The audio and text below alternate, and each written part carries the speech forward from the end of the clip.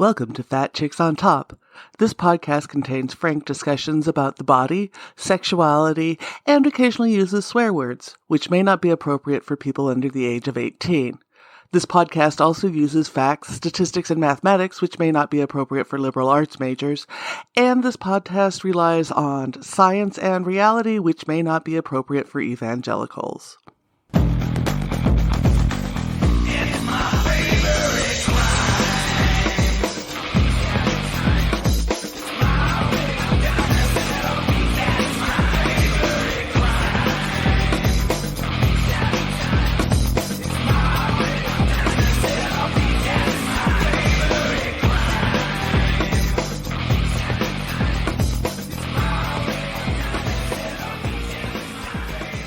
Welcome to Fat Chicks on Top. You're here with your host, Auntie Vice, and today we have a kink educator, Boss Boar. He teaches in the Bay Area. He teaches about really cool stuff, fear play, rough body play, all sorts of cool stuff. And he's here to talk about what he does, what he's learned from the community. And it's great to have you here. Welcome to the show.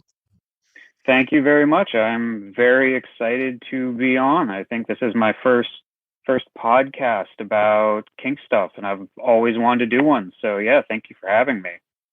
That's fantastic. Yeah. So you started teaching in the kink community, and there are a lot of folks who've picked up teaching in different things, but they have other lives. And this is not something most of us go to school for. This is not something high school counselors say, hey, when you grow up, you should be a kink educator. So how did you start this? I started teaching because at one of my first kink conventions, actually probably the first kink event that I went to, somebody talked about pressure points. And I'd been doing martial arts for 12 years at that point, and I realized, I don't need to just do rope. I can bring in things from my outside life, and I can bring it all together and do terrible, terrible things to people with it. And a few years later, that was when I was in the Austin, Texas scene. When I came out to San Francisco after I was here for 2-3 years, I realized nobody did pressure points. And so I just sort of looked at it and I thought, here is something I really enjoy. It's a very niche kind of thing. And it's something that I think people would enjoy learning about. So I just saw that sort of opening and felt like it was an opportunity to share with the community. So you're right in with a big thing that happens is a lot of people think kink is limited to rope or other types of bondage and impact play, right? Mm-hmm. And there's so much more. And you teach about a variety of things that are less common. So how did you get into exploring these less common aspects of kink and things that aren't represented in the wider media on it? I think just in regards to, I think you're referencing like the fear play and the interrogations and things like that, the humiliation and degradation, all that it came about from going back and doing some analysis of my fantasies. And sort of figuring out, all right, this fantasy is completely out of the box and is not possible. What is it about this fantasy that really turns me on?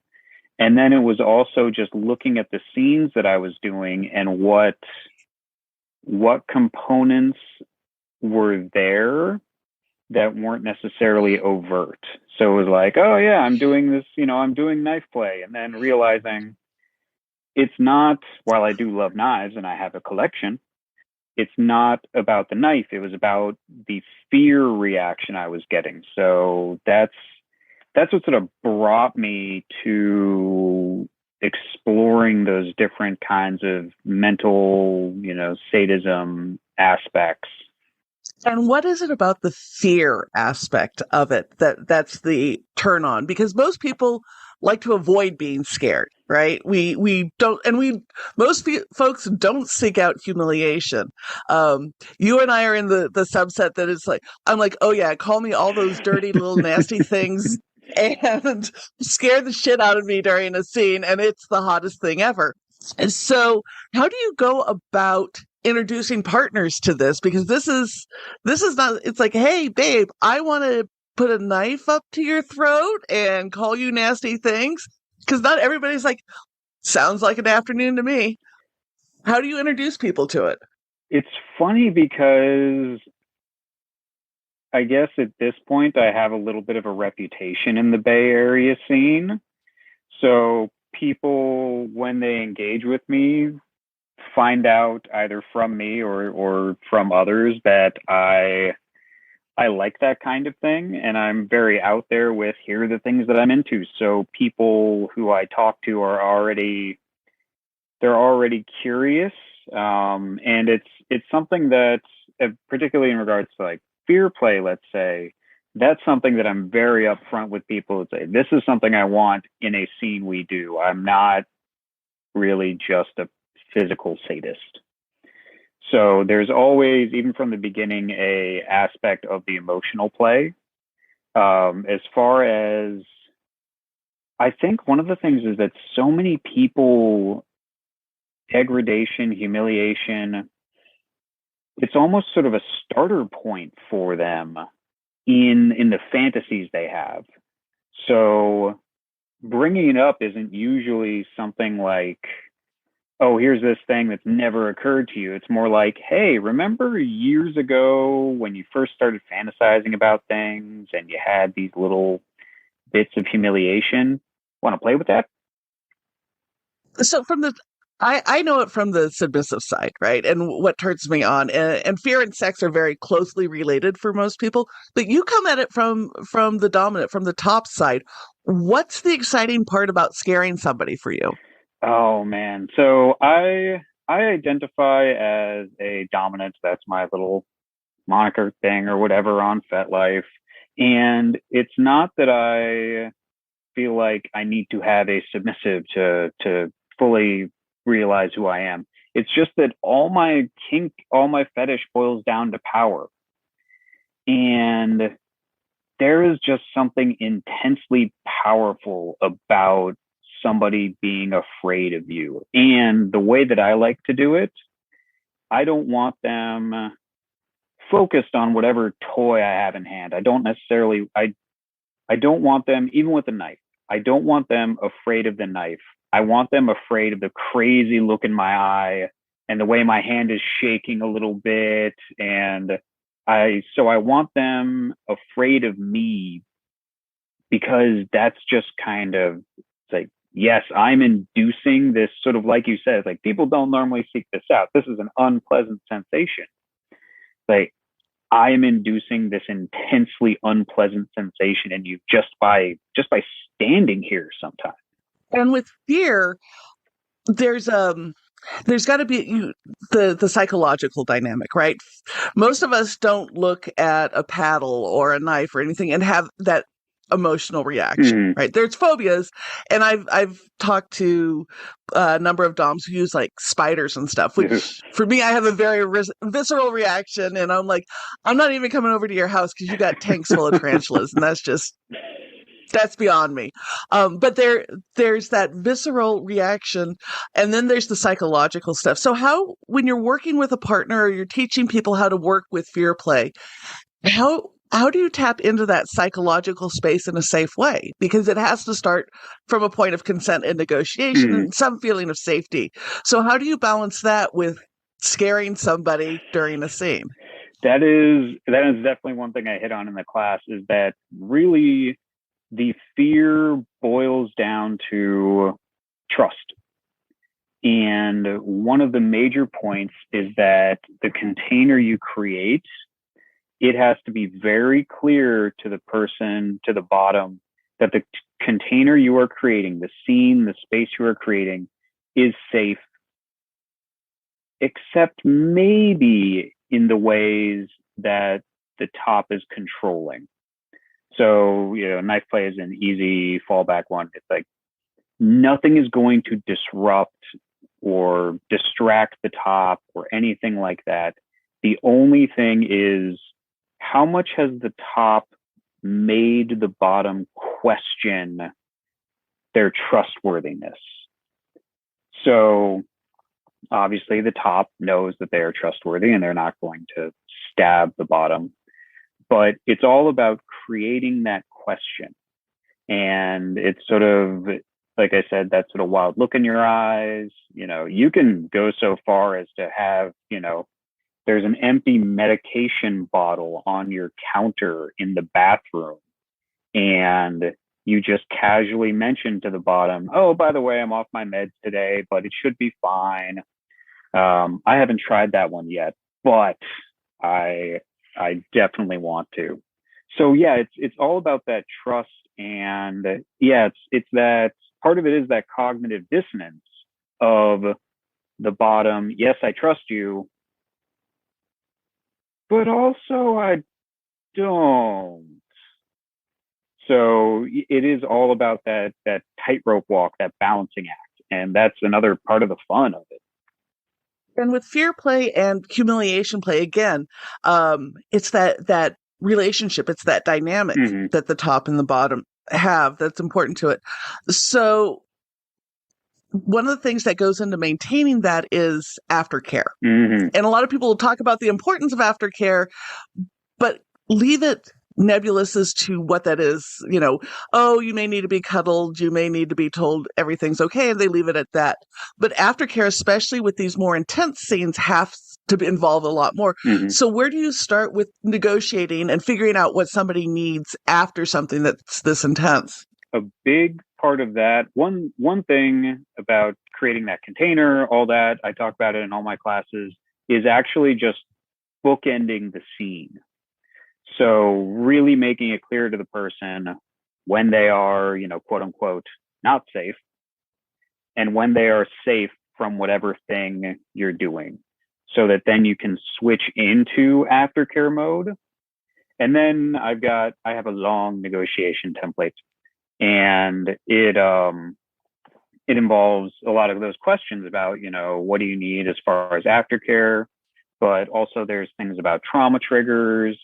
But another thing is I talk about, okay, I want to touch base with you, because these are particularly humiliation, degradation, things like that. Like, you can't just sort of be like, okay, I humiliated you and said that you were a dirty pig for the last 2 hours. I'm going to hug you for an hour and a half and then we're done.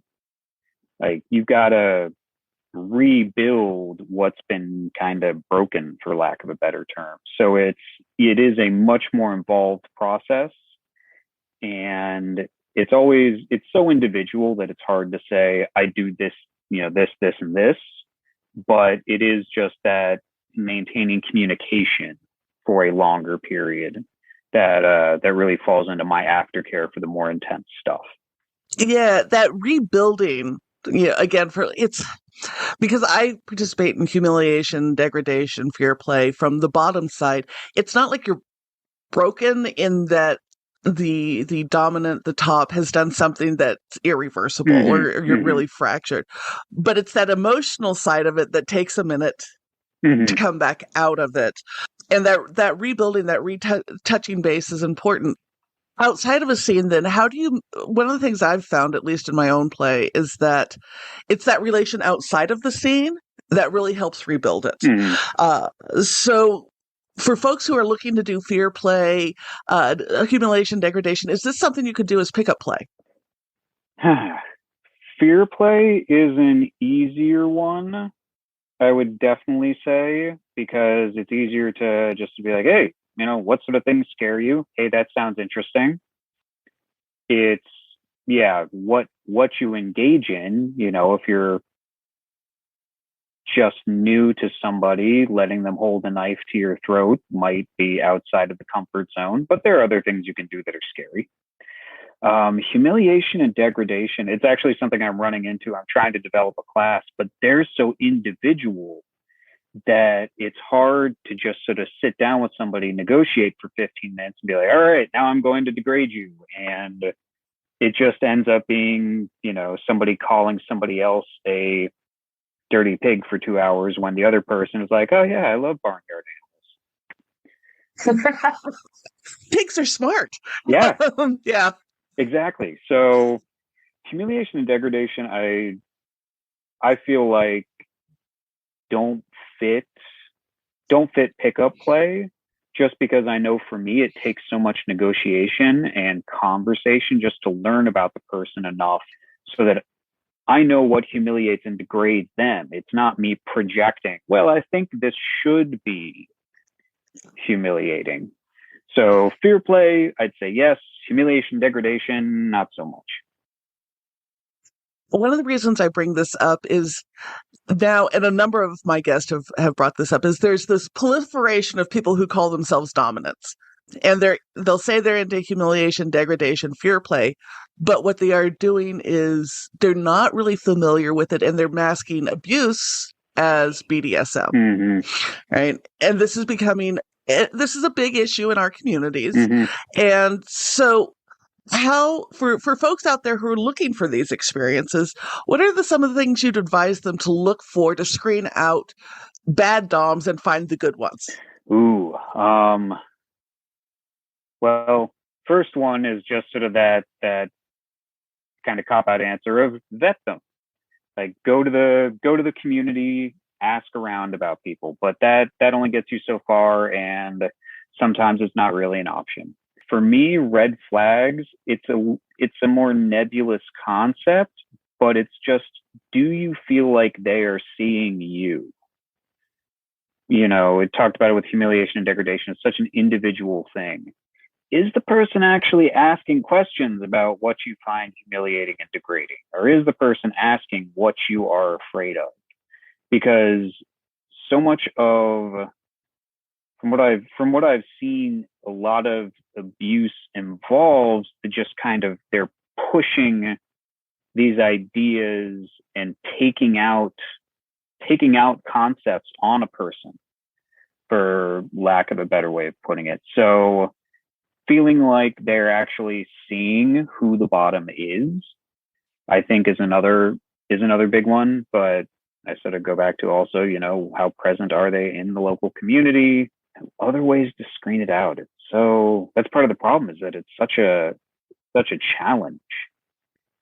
I know that they've got the checklists online. I think that we've got to have BDSM like, hey, this is not the way it's supposed to go. But so you've got things out there of whether or not they say, well, this is the way it's done. And I always just tell people, trust your gut.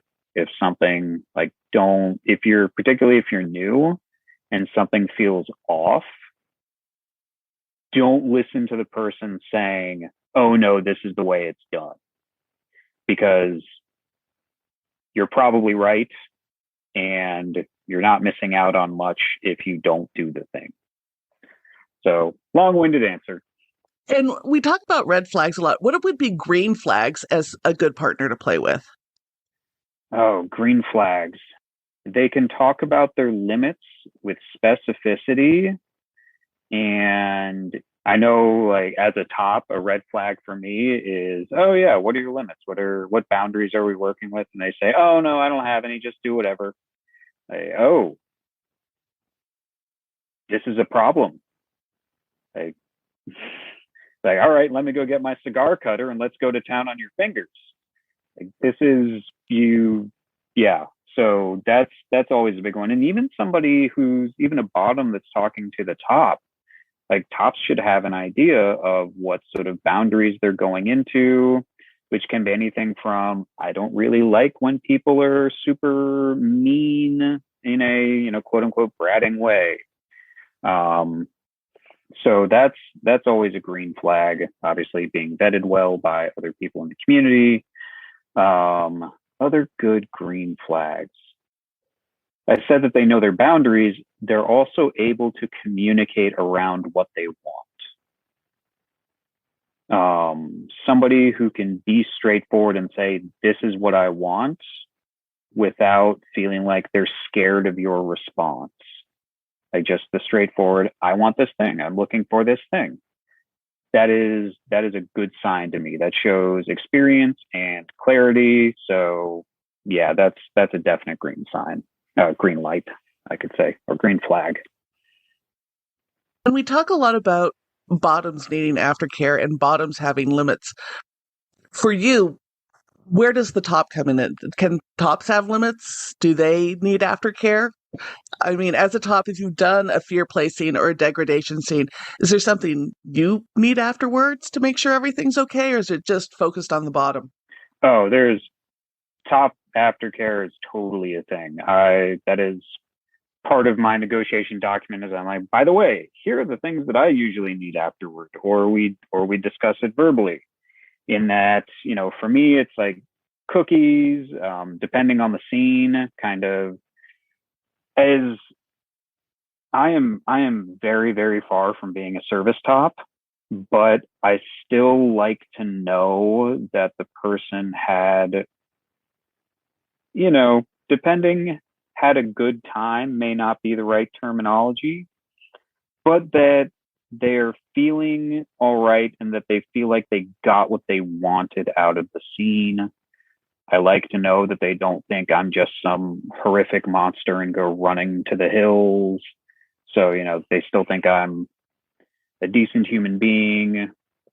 So there are words of affirmation I need to hear. I like cuddling. I do think that it's kind of all right. See to the aftercare of the bottom first. But if the two of you have conflicting aftercare needs, I think that's a problem and something that needs to be worked out. Usually, I've never really run into that because who doesn't love cuddles? So, but I definitely think top aftercare needs to come into it because I know I get top drop really bad after intense scenes. So that's another reason that I like to do those check-ins afterward is also so I can get some affirmation. Yeah, I think we forget about that a lot, especially in the more intense scenes, because it's so focused on what's happening to the bottom, to the submissive. But yeah, my dominant and I would engage in humiliation scenes, and he needed to know that I didn't think he was a prick when he was done. Like, because knowing that I still respected him and all of that was important as knowing he still respected me. Yeah. Like, yeah, it goes both ways. And I think a lot of that gets lost in kind of the fluffier sides of things. You talk about the other thing is around negotiation and consent. And a lot of the consent models right now talk about enthusiastic yeses and looking forward to it.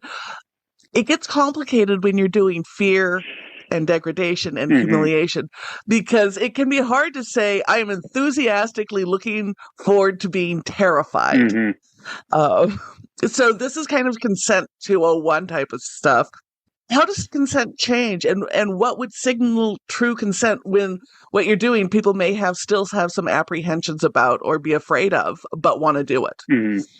At that point, it's obviously more in-depth conversation. It's not just kind of, hey, do you want to do this? Yes, hooray.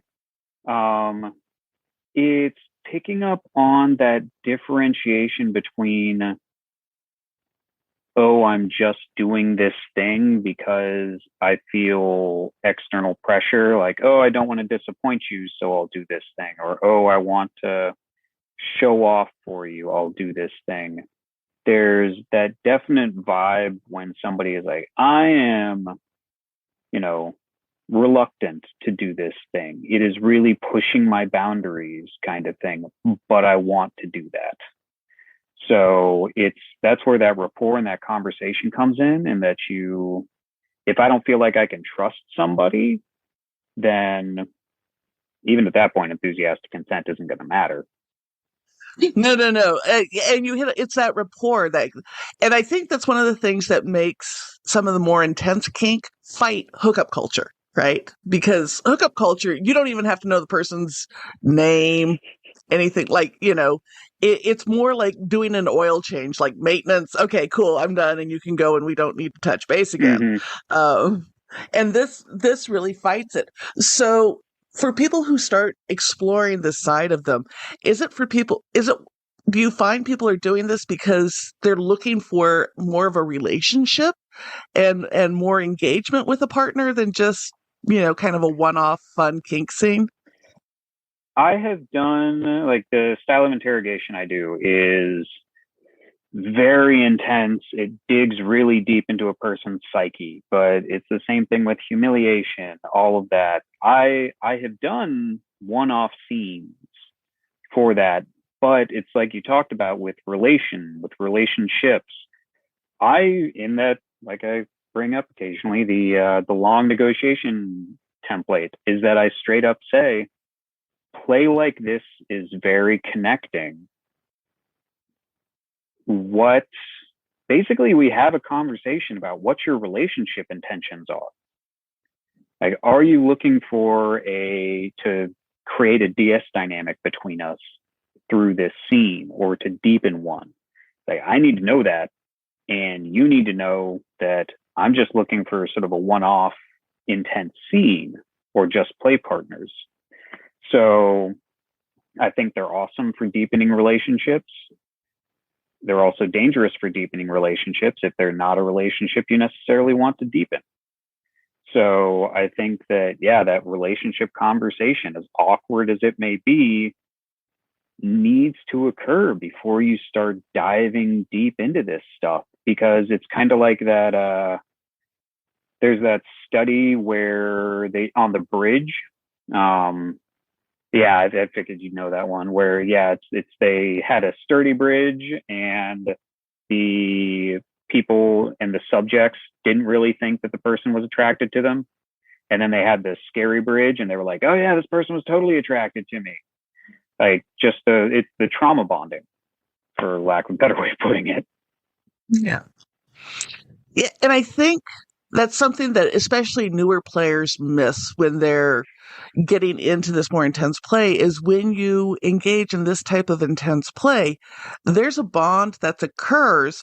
And even if it's not really a deep bond, it's a different type of connection to a person after you've gone through something like this. So for newer players, how do they prep to do this and be able to distinguish between these were feelings generated by an intense scene versus I am deeply in love with this dominant and now will serve him till the end of my days? Ooh, that is a very good and interesting question. How do you differentiate? I mean, part of that is looking at how did you feel about the person beforehand? Huh. I mean, my sort of first reaction is that there's not necessarily a big difference between the two, because so much of developing relationships, so much of falling in love with the person, whatever, is about intimacy and vulnerability. And that's part of why I do scenes like this, is that both sides are being incredibly intimate and vulnerable. And that's the danger of them as well, is that you could say, falsely accelerating the intimacy process. Like, you don't really know this person, but now you've been intensely vulnerable in a certain way. So I guess what I'd say is the best thing is to look outside of the kink. Look outside and see, all right, what do I actually know about this person? So that's the closest I can get, because that is a really good question. The most I can liken it to is like transference with that happens with psychologist and therapist. Is you're in this intensely personal relationship, getting vulnerable within this very safe container of therapy, and those emotions can develop on both the therapist and the client's side, but they're not appropriate, and it doesn't have anything to do outside of it. And I think the same thing happens in intense kink situations, is you have this intense experience, and so then it gets hard to work through, am I really in love with this person, or was it just I finally got to be myself for 2 hours? Right, exactly. Yeah. In doing this, what have you learned about yourself? Oh man. I mean, the big thing that I say just about my delving into the kink world is that it helped me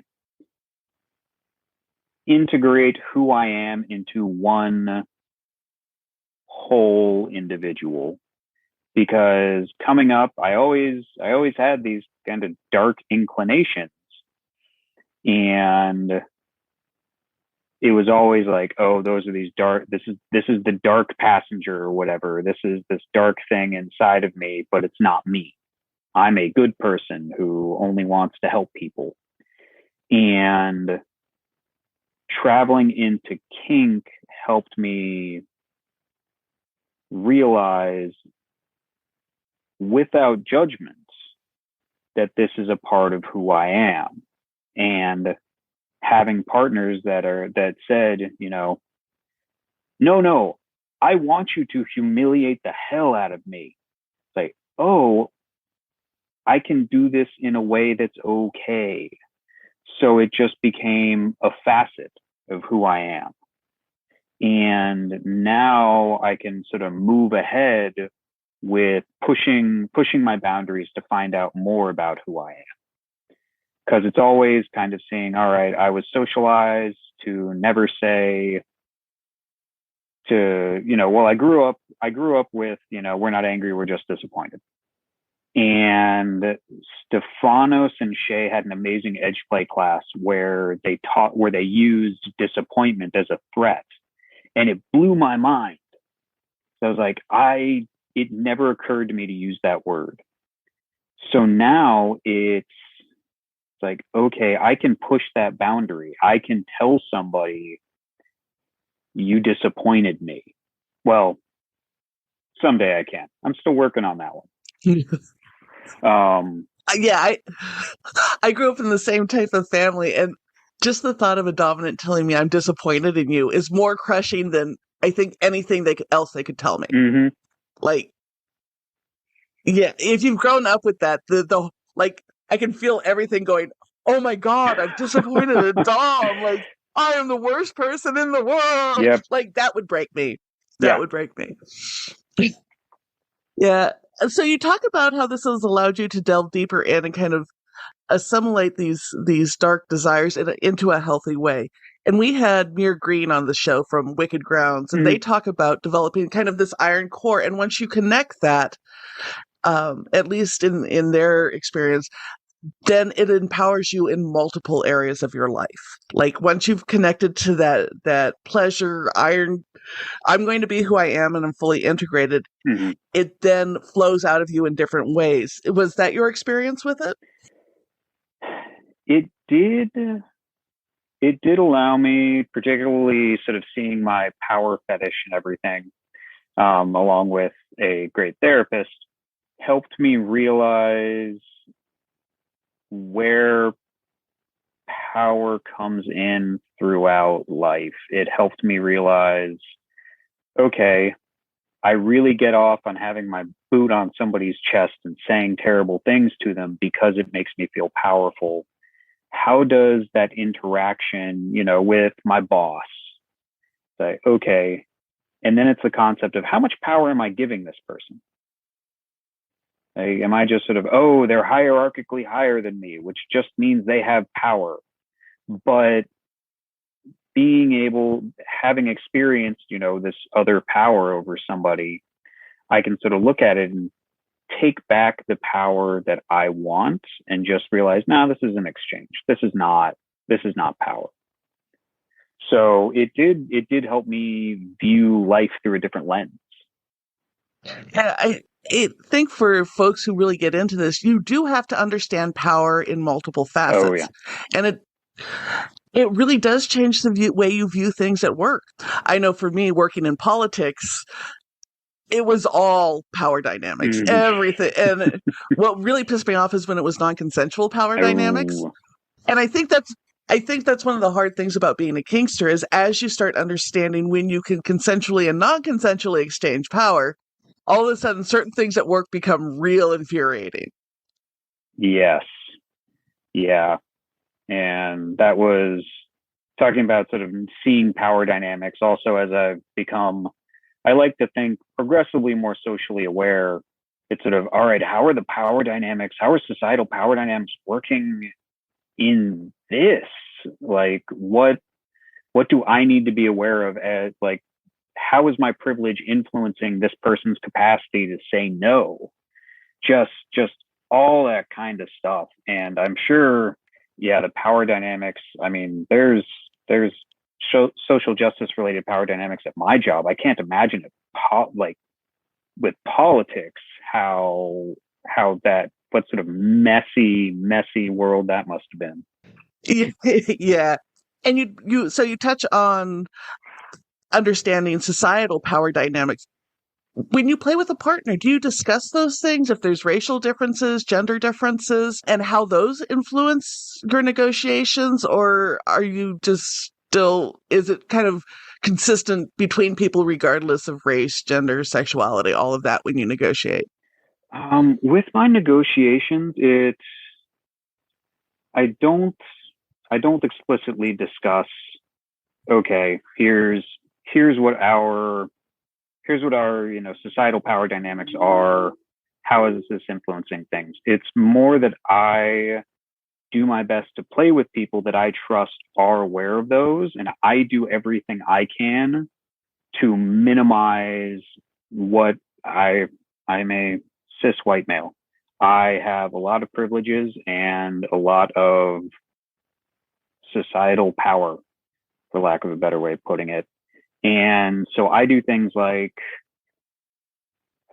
negotiate in safe spaces, make sure that I have a lot of distance between me and the person. I do a written questionnaire that I send to the person because I don't want to be there while they're answering it. So I try to remain mindful of things that, as far as I'm aware, influence. But actually thinking about it, yeah, I think I might add that to the questionnaire of like what societal power dynamics are in play here, and what can we do to minimize them? Unless we want to play with them, in which case that's a different thing. Yeah. Oh, yeah. If you're both on the same page and you're playing with an aspect of that, that can be very empowering for both sides. I think. I love the fact that you have somebody go through the negotiation form without you being there, because anybody who's been a long-term player understands that when you're present with another person, there's a different dynamic, there's a different pressure. And I think that's a great piece of advice for folks as they're negotiating, is that you've got to let your partner kind of go through this on their own without you being there. Because even if you're the submissive, it's going to change that dynamic, and it's going to change how they're thinking about those answers. So to remove that is a fantastic idea. Yeah, it's actually, I was just going to say, it's actually how many people disagree with me, but it's kind of how I go into relationship discussions. Like when I am just first date, second date with somebody, it's that conversation of, here are my relationship wants. It's the same thing with play. It's, here are my play wants. Do we overlap? So it's like, what are these things do you want to do? Do you want to do? Not do you want to do with me specifically, but do you want to do? And then we see if it overlaps, because the with you, the with me, can dramatically change things. If somebody's got a huge crush on you and they're thinking about that, that's going to alter their answers. Exactly. You had a really interesting post on your FetLife page, and around responsibility and owning up to consent violations and harm in the community. And this has come up so much in the last 4 or 5 years, is where educators and people who are prominent in the community, which gives you a certain level of power, right? If you're out there all the time, people know who you are, that gives you a certain level of power dynamics. And there's been quite a few educators who have had something go awry, either in a class or a scene, and everybody responds differently. I liked your approach to it. So did you want to weigh in on, especially as somebody who is an educator in the scene, what are our responsibilities as prominent figures to own up when we've made a mistake? I think it falls with not just educators and community leaders, but with everybody, is that if you make a mistake, own up to it. You have to say, I made a mistake. And even in situations where it's where the top may have felt like they didn't do anything wrong. The fact is that the bottom was harmed. So you need to own up to that. Like, something went wrong, whether or not you feel like it was your fault or not. And fault is a whole big issue within it. But yeah, owning up to it is really the biggest part. And being an example of how to go about it. Engage in the restorative justice process. Find out what the harmed individual's needs are as much as you can, and do that self-work. Even if you feel like you didn't do anything wrong, something went awry, figure out what part of you contributed to that. And then there's all sorts of stuff about, I know I've run into it with, as far as just sort of presenter, community leader responsibilities, is the vetting process. And actually, as a party host, one thing that I remain very aware of is like who you associate with. You are now vetting, and you are a respected individual. So whether or not you know somebody's a broken stair, but they're your friend, and you wouldn't recommend them, but the fact that you're standing there talking to them, knowing that they're problematic, somebody sees you with them and knows, oh, well, this person who is trustworthy in the scene is talking to this other person. They must be trustworthy as well. So there's just that extra level of awareness of, yeah, that power, that kind of vetting that is just by association. That's one of my pet peeves. Can you come back? So if you're in one of these leadership positions or an educator, and there's a very public event where something goes awry, and this happens more often, I think, than we talk about, is there a way to come back from that and come and regain community trust, or is it one strike and you're out? I mean, where do you think we need to fall on this? I think you can, but there's a difference between something went awry in a scene or in a relationship, whatever the problem was, something bad happened. A consent violation occurred. I think there's a big difference between this bad thing happened, I am engaging in the process, I'm working on myself, I'm doing what I can. I'll come back in 2, 3, however many years. There's a difference between that and, okay, this person just posted on FetLife that their consent was violated. 5 other people have come forward. It's like, that one would take some pretty extraordinary efforts to say, even, hey, you're cool coming back into the scene.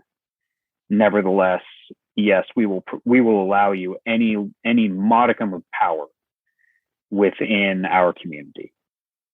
So I think I do think there's a way of coming back. I don't think fully saying, no, you are done. But it all depends on how the person handles it. And I think you also tapped into the scale, right? The longer you play, the more extreme types of things you engage in, the more likely you are to trip over somebody's boundary, to have something go amiss. And you still need to own it and work through it. But it's different if that happens 3, 4, 5 people are coming forward and saying the same type of thing happened with me, and you've done nothing to address it.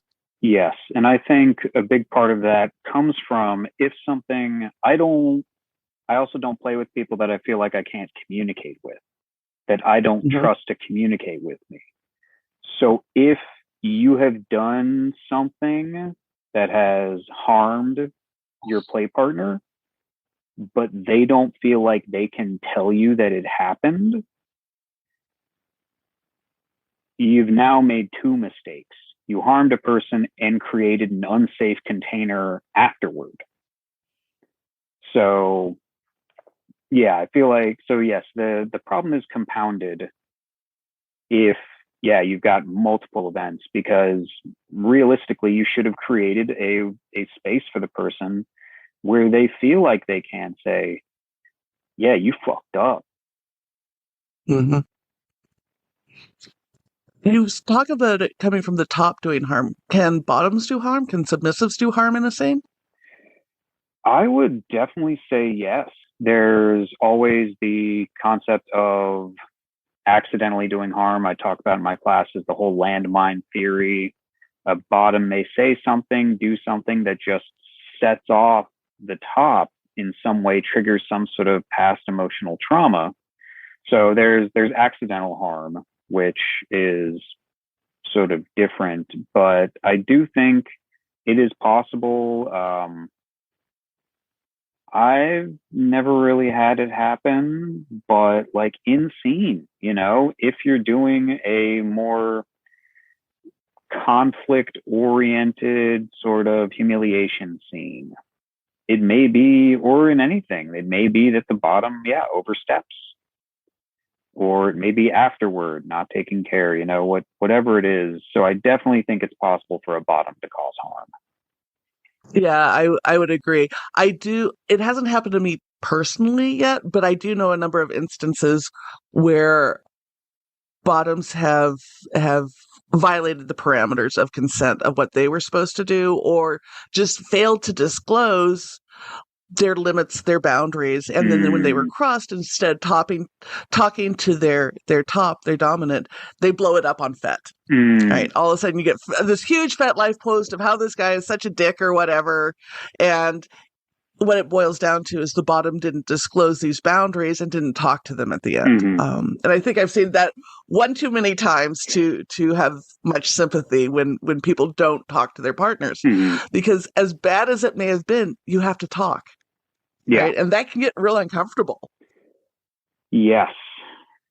Which I hate to say it, but as an emotional sadist, sometimes that discomfort, hearing somebody, talk about particularly their wants during negotiation, can be a little fun. But as far as, yeah, when it comes to their limits, their boundaries, I am very much I never remember which one's inclusive, which one's exclusive, but it's sort of, all right, here's our negotiation. Here are the things we are doing. And that's it. I want to know everything to do with these things that we are engaging in. And that's it. Like, I'm not stepping outside of that. I'm not making associations of, well, if this thing, then also this thing. So I think that that's one thing that can be done. But yeah, and that gets down to trusting your bottom or your top's capacity to communicate. Because you kind of, I feel like, yeah, you didn't find out that the person wasn't able to communicate. Like you didn't pick up on that. So not saying it's their fault, but it is something that they didn't do. Well, and you've got to create a safe container for the top too, right? Because you're playing with some pretty dark stuff, and tops have to feel as safe in that as the bottoms do. What is one scene you haven't done yet, or one type of play you haven't done yet that you're dying to do? Oh, capture and takedown, like chasing somebody through the woods, but making sure that it's more than just like, okay, who's got the better cardio? It being much more about the terror that somebody feels running through or trying to run through a forest at night while one or more monsters are chasing them with whatever terrible thing they either know is going to happen at the end, or it's left to their imagination that something terrible is going to happen at the end. So that's a big one, but I do have to mention that I got to work on my cardio before that. It's the only reason to train for a 5K. Exactly. Chasing perversion. That's the only reason. And then group humiliation. I've actually not really engaged in like doing a scene about humiliating somebody really heavily with a dedicated audience. I've done it like at the Citadel, rest in peace. I've done it where people were watching, but with a more proactive audience. That's also something really hot that I want to do. We may need to talk about party planning after this, because those are on my bucket list, and I have a 15-acre parcel I'm dying to use for capture. Yep. Those can be fun. So if our readers want to find you, where should they go?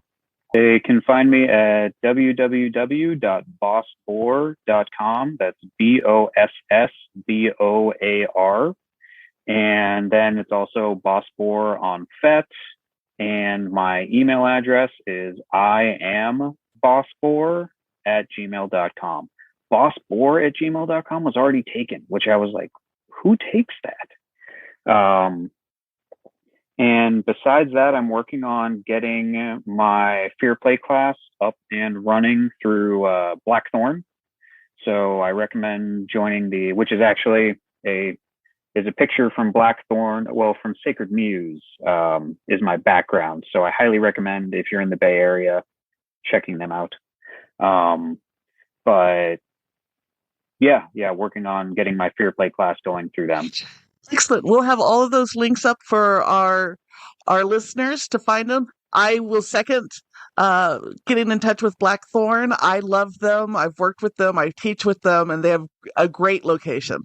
So thank you. Mm-hmm. Thank you so much for being on the show. Oh, thank you. This was a lot of fun.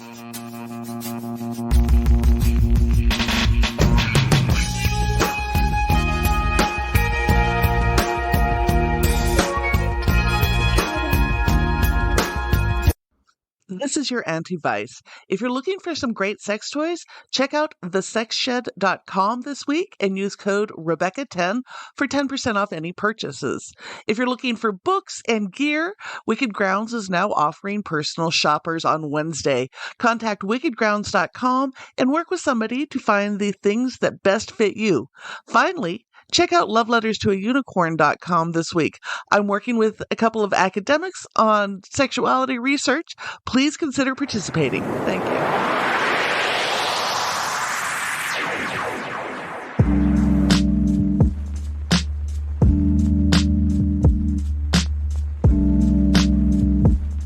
And now, a moment of gratitude. What am I currently grateful for?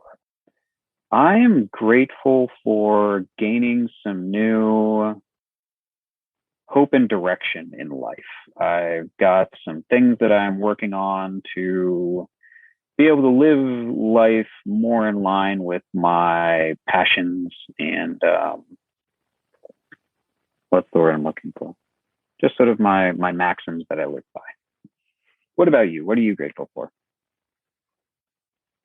That I'm healthy. I was very sick for a long time. And two, that I finally got to do a career that I can be my full self in. Yeah.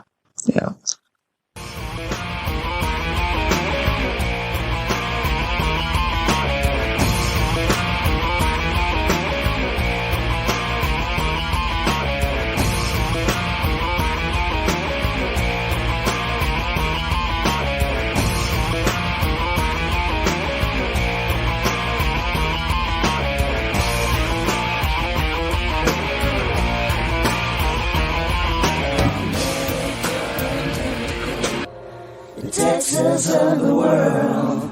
Thank you for listening to this episode of Fat Chicks on Top. Please like, subscribe, and review our podcast on whatever platform you listen to it on. If we like your review, we may even read it online. This has been an Auntie Vice production. Producer and host, Rebecca Blanton. Audio production by Sharon Smith. Music by David Manga. And more music by Sharon Smith. For more information about Fat Chicks on Top, please visit our website for all things Fat Chicks at fatchicksontop.com.